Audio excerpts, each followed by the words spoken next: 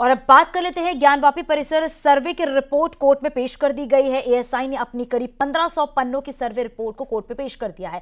इस रिपोर्ट में ज्ञानवापी परिसर में हुए सर्वे से जुड़े 250 तथ्यों को शामिल किया गया है, जिसमें हिंदू और मुस्लिम दोनों पक्षों के दावों को लेकर बारीकी से पूरे परिसर में गहन से सर्वे किया गया है। एएसआई ने वजूखाने को छोड़कर पूरे ज्ञानवापी परिसर का सर्वे किया। अब कोर्ट में एएसआई की सर्वे रिपोर्ट को लेकर सुनवाई जारी है। कोर्ट में सर्वे की नैतिकता तय करने को लेकर बहस की जा रही है।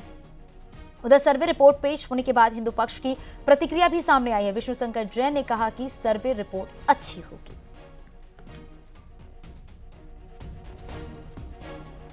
कॉपी दी जाएगी जी। और हम लोग कोर्ट से आज यही मांग करेंगे कि हमको उसकी तुरंत कॉपी उपलब्ध कराई जाए। जी। आपके पहले मस्जिद पक्ष ने एक प्रार्थना पत्र दाखिल कर दिया है और उसने कहा है कि उनको विवरण दिया जाए और हलफनामा तमाम तो दोनों पक्षों को कॉपी देनी ही देनी है, मगर उन्होंने हलफनामे के साथ कहा है कि रिपोर्ट दी जाए। हलफनामे के साथ रिपोर्ट नहीं फाइल होती है जी। ये एक एडवोकेट कमीशन की रिपोर्ट है, सर्वे कमीशन की एक्सपर्ट ओपिनियन है जी। तो इसे एफिडेविट साथ नहीं फाइल किया जाता है जी। तो एएसआई ने अपनी प्रक्रिया पूर्ण करते हुए रिपोर्ट फॉलो की है जी। तो अभी देखते हैं क्या रिपोर्ट आई है, एक बार समझते हैं, देखते हैं उसको। तो आपको क्या लगता है कि मतलब क्या रिपोर्ट आ सकती है? आज की रिपोर्ट में क्या हो सकता है? देखिए, ये तो कोई नहीं आकलन लगा सकता है कि रिपोर्ट में क्या होगा जब तक कोई रिपोर्ट जानना चाहेंगे। नहीं, मुझे उम्मीद यही है कि जो सच्चाई थी 90 दिन की, वो सच्चाई उस रिपोर्ट में लिखी होगी और हम लोग जब रिपोर्ट पढ़ेंगे तो उसका पूरा अवलोकन कर पाएंगे। अचानक उसके पहले मुस्लिम पक्ष ने डाल दिया, क्यों? श्री कृष्ण जन्मभूमि विवाद में इलाहाबाद हाईकोर्ट में सुनवाई जारी है। एडवोकेट कमीशन का स्वरूप तय करने आवश्यक है, इसे डिले ना किया जाए।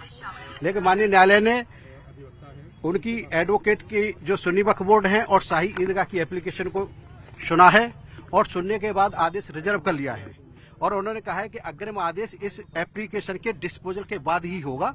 तो अभी वो एप्लीकेशन जो सुन्नी वक्फ बोर्ड की तरफ से, शाही ईदगाह पक्ष की तरफ से जो दाखिल की गई थी, उस पर सुनवाई हो गई है और माननीय न्यायालय ने आदेश को रिजर्व कर लिया है। महेंद्र जी, एक बात क्लियरली बता दीजिए कि आदेश रिजर्व करने और एसएलपी के दो मामले हैं। एक तो 9 जनवरी को जिसको पेंडिंग है, दोनों के बारे में एक आम दर्शक को कैसे बताएंगे वो बता दीजिए। देखिए मैं डिटेल से बताता हूँ, आप सुन लीजिए कि सबसे थोड़ा नीचे करिए।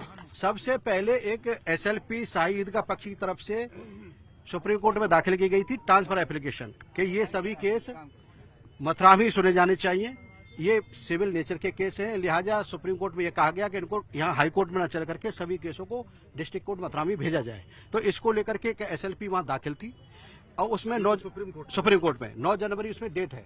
इससे पहले माननीय उच्च न्यायालय इलाहाबाद के द्वारा एक आदेश किया गया और आदेश ये किया गया कि वहां पर कोर्ट कमीशन जाएगा। तो कोर्ट कमीशन का जब आदेश हुआ तो शाही ईदगाह पक्ष के लोग और सुन्नी वक्फ बोर्ड के ओर ने एक एप्लीकेशन दाखिल की। उनका कहना है कि जब तक वहां का ट्रांसफर एप्लीकेशन और 16 तारीख को एक एसएलपी और एनओ दाखिल की है, जो सर्टिफाइड कॉपी के साथ, जो इसके खिलाफ दाखिल की है कोर्ट सर्वे के खिलाफ। कोर्ट कमीशन का जो आदेश जारी किया है उसके खिलाफ भी एक एसएलपी दाखिल की है। इनकी 2 एसएलपी पेंडिंग है सुप्रीम कोर्ट में, दोनों सुप्रीम कोर्ट में। तो उनका कहना है कि 16 तारीख की जो एसएलपी है और 9 तारीख की जो 9 जनवरी की हमारी जो एसएलपी है, वो जब तक डिसाइड ना हो जाए, जब तक कोर्ट सर्वे को रोका जाए, हमारा जब तक कोई कार्रवाई इसमें आगे न बढ़ाई जाए, कोई कोर्ट कमेटी गठित नहीं की जाए, सर्वेयर कमेटी गठित नहीं की जाए, जब तक, क्योंकि इससे लॉस होगा, उनका यह कहना है। लेकिन हमारा यह कहना है कि किसी भी केस, किसी भी एसएलपी में माननीय उच्चतम न्यायालय के द्वारा, ये बड़ी खबर आपको बता रहे हैं, अपडेट दे दें आपको, मामले में फैसला सुरक्षित रखा गया है। ये अपडेट हम आपको दे रही हैं। श्री कृष्ण जन्मभूमि विवाद को लेकर ये अपडेट है। इलाहाबाद हाईकोर्ट में सुनवाई जारी है। मामले में फैसला सुरक्षित रख लिया गया है क्योंकि आज आपको बताते चले ये पूरी रूपरेखा तय होनी थी, किस तरीके से सर्वे किया जाएगा। जो विवादित परिसर है उसका साइंटिफिक सर्वे होना है और कब वो सर्वे शुरू होगा, कौन कौन से अधिकारी इसमें होंगे, कैसे कमेटी बनाई जाएगी। लेकिन अभी फिलहाल जो अपडेट है वो यही है कि मामले में फैसला सुरक्षित रखा गया है। उसके बाद फिर अग्रिम कार्रवाई की जाएगी, अग्रिम सुनवाई की। मुस्लिम पक्ष ने क्या अपनी फैसला कितने बजे तक आएगा? अब फैसला तो रिजर्व कर लिया गया है, फैसले के बारे में तो कहा नहीं जा सकता। माननीय न्यायालय ने कहा है कि हाँ, देखिए माननीय न्यायालय कब तक फैसला करते हैं, नहीं ऐसा कुछ नहीं कहा गया है। आज कितनी देर तक सुनवाई? नहीं, कमेटी गठन नहीं हुई अभी, कभी कोई सुनवाई नहीं होगी सर इस मामले में? देखिए, नहीं, आप मेरी बात सुनिए दोबारा से। आज माननीय न्यायालय ने दोनों पक्षों को सुनने के बाद फैसले को रिजर्व कर लिया है। अब इसमें मेरिट के आधार पर माननीय न्यायालय फैसला करेंगे और ऑर्डर को रिजर्व कर लिया गया है। और ऑर्डर को जब ऑर्डर आएगा तो आपको बता दिया जाएगा क्या आदेश आया है। लेकिन उनका सुन्नी वक्फ बोर्ड और शाही ईदगाह पक्ष का यही कहना है, शुरू से यही कहना रहा है कि जब तक दोनों SLP डिसाइड नहीं हो जाए, जब तक SLP डिसाइड हो जाए तब तक के लिए इस ऑपरेशन को स्टॉप कर दिया या रोक दिया जाए। क्योंकि SLP जो सुप्रीम कोर्ट में है उनका कहना है कि वो महत्वपूर्ण SLP हैं और सुन्नी सर्वेयर को कोई भी कमेटी बनाने से और वहां भेजने से रोका जाए। तो मैं मानता हूं कि 9 जनवरी को वहां सुनवाई होगी और ये अभी न्यायालय का आदेश आ जाएगा, वो आपको बता दिया जाएगा। उपेंद्र जी रहिएगा, उपेंद्र जी हमारे साथ यहाँ पर महेंद्र प्रताप सिंह जी, उनसे बातचीत करेंगे। महेंद्र प्रताप सिंह जी, ये बताएं आज क्या हुआ, क्या किस तरह से सुनवाई हुई मामले में? देखिए, आज उच्च न्यायालय में श्री कृष्ण जन्मभूमि के केस की सुनवाई हुई है और सुनवाई में हमने पक्ष रखा। इसमें हमारा ये कहना था कि वहां पे कोर्ट कमिश्नर भेजा जाए, लेकिन शाही ईदगाह पक्ष और सुन्नी वक्फ बोर्ड ने एक एप्लीकेशन दाखिल की। उनका कहना है कि उनकी 2 SLP सुप्रीम कोर्ट में पेंडिंग है और जब तक जो SLPओ का डिस्पोजल नहीं हो जाता है, जब तक सर्वे के जो आदेश है उस ऑपरेशन को रोक लिया जाए। कोर्ट कमिश्नर नियुक्त करने का जो बात कही गई थी उसमें आज क्या कुछ तय हुआ है? मैं बता तो रहा हूँ आपको, कोर्ट कमिश्नर नियुक्त करने वाली बात पर सुन्नी वक्फ बोर्ड की तरफ से और शाही ईदगाह पक्ष की तरफ से एक एप्लीकेशन आई। उन्होंने कहा कि हमारी SLP सुप्रीम कोर्ट में पेंडिंग है।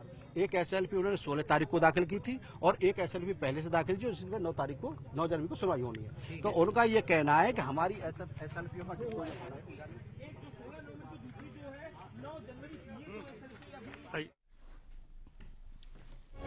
तो अभी आपने सुना, यहाँ पर दोनों पक्षों को कोर्ट ने सुना है और इस पूरे मामले में फैसला सुरक्षित रख लिया गया है।